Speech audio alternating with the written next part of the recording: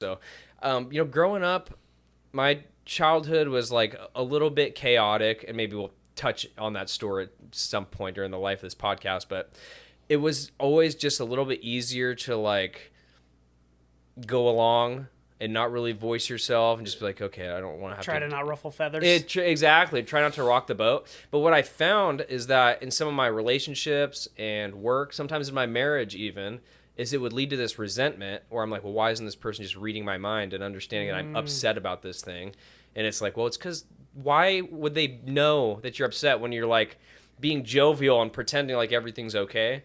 And it really just came down to like, first I had to recognize like, oh, okay, something's making me not feel very good about this whole situation.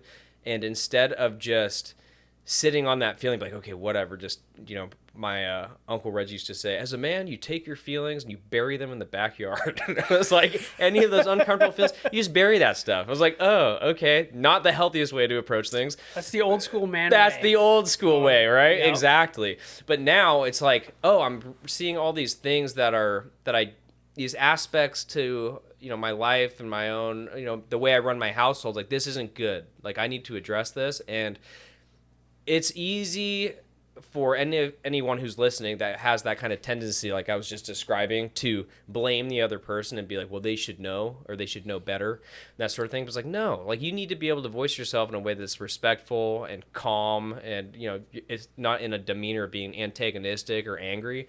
And sometimes my wife, she'll crack jokes about this from time to time where she's like, hey, are you doing all right? And I'll be like, yeah, I'm fine.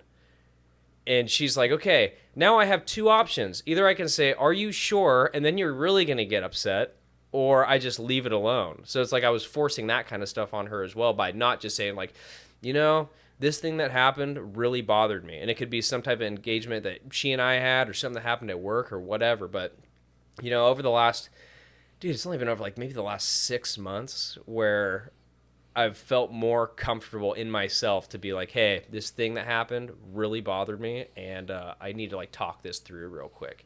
So, and how old are you? I'm 43.